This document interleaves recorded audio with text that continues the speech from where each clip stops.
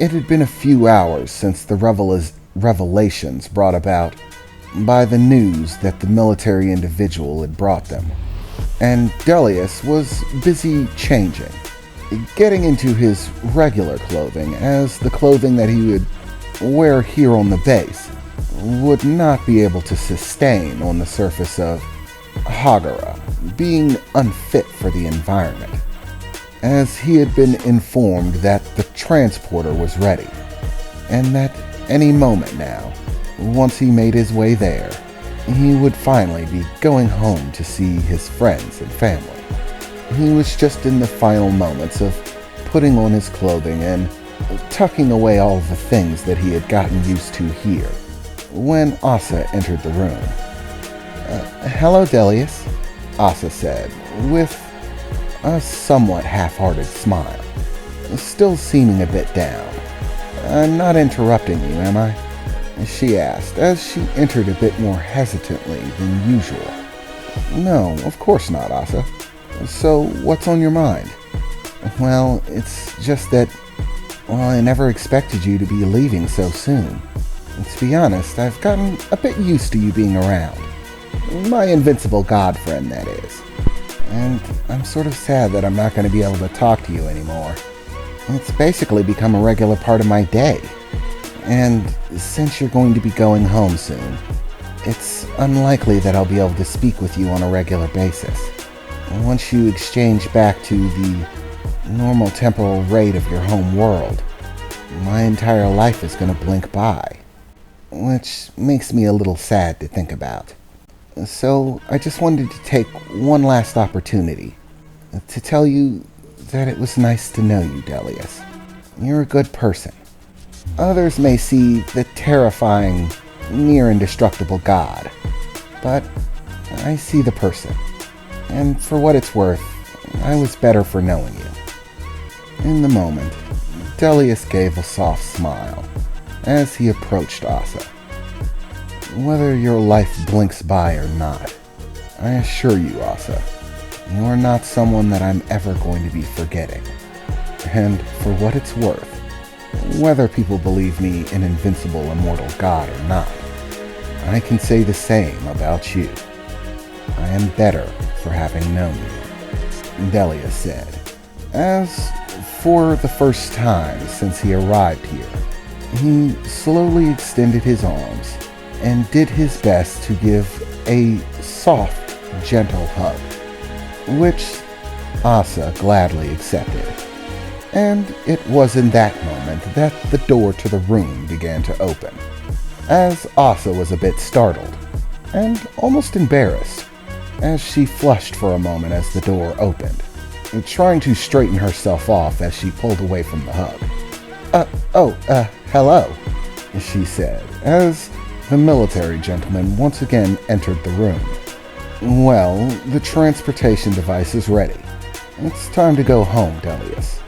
I wasn't interrupting anything, was I? He said, an eyebrow lifted in a slight smile. Of course not, Asa replied, as she straightened her lab coat. We were merely greeting each other adieu. That's all there was to it. Yes, certainly, the man replied. Well, it's about time. So, if you'll follow me, Delius, we can begin the procedure of transporting you home, he said, as he started to turn around and make his way out of the room. Wait, Asa shouted, trying to get his attention before he strolled off. Would it be all right if I came with you? I'd like to be there when Delius is sent home. Well, I suppose technically, this is supposed to be a military overseen procedure. You don't technically have the security clearance for it. I'm sorry, Miss Asa. No, Delius replied. If I'm going home and Asa wants to be there, then she should be there. Delius, we do have matters of national world security to think about in this situation. Well, what's more important? Your national world security or keeping the individual who's supposed to be a deterrent to interplanetary war happy? Take your pick, Administrator. For a moment, the man looked somewhat upset, looking back and forth between Asa and Delius, before sighing slightly. Fine, if you wish her to be there, then I'll allow it. However, I'm going to get royally chewed out for this, so I hope you appreciate it. Come along, the both of you, he said, as he began to make his way out of the room, quickly followed by Asa and Delius. Asa now with a happy smile on her face. Thanks for the pull, Delius. I guess there are perks to having a god as your friend. How long are you going to keep calling me that? You know I don't believe it. I'm just part of the cycle, like everyone else. I know, but what's the point in fame if you can't loiter it every now and again? It's kind of an ego boost to say for me. Don't ruin this for me. Delius chuckled a bit to himself as they began to make their way to the transporter device, eventually finding themselves in somewhat of a control room in which they had set up a large amount of equipment with a large ring of devices in the center around what appeared to be some sort of panel that sat on the floor. Okay, Delius, all you need to do is stand in the center there. We'll begin the process of transporting you back home, the individual said as he gestured towards the center plate inside of the circle of equipment. So, without any more hesitation, Delius made his way towards this central plate, standing on top of it and awaiting his transport home. As scientists, most of which seemed to be new individuals, no one that he was used to seeing, operated different pieces of equipment that seemed to be connected to this central panel that he stood on, as Asa stood in the background, giving him a gentle wave, alongside the military individual who had escorted them there. It was silent for a few moments, as Asa began to look over all of the equipment that had been gathered there, and light began to emit from the panel below Delius. And once again, Delius began to experience that same tingly sensation that he had before, as the light began to grow brighter, and he gave one last look to Asa, to see her one last time before he went home. But in the final moments before the transportation process was complete, Asa suddenly found her gaze falling not on Delius, but a nearby control panel being operated by a scientist. At first, it was a curious glance, but then the curious nature of her expression suddenly seemed to turn to worry and anger. "What are you doing?" Asa shouted as she started walking towards the panel. "Those aren't the coordinates of the core world." "What?" Delius replied, as the military individual beside Asa quickly grabbed her, holding her tightly, preventing her from approaching the panel. In the moment, Delius began to try to step off of the central panel, but in a flash of blue light and an overwhelming sense of that tingly feeling, Delius was gone. As the light faded away, Delius found himself not on Hagara at all. He seemed to be somewhere in a barren wasteland, somewhere he had never seen before. There didn't appear to be any life here at all. There were no trees or plants or animals, just an endless ocean of red dirt and rock, seeming barren of even the sparsest forms of life. Nearby him, he could see several of those black, probe-like devices floating. And for a moment, he tried to speak, to ask the probes what they were doing, what happened, and why. But as he attempted to speak, there was no sound.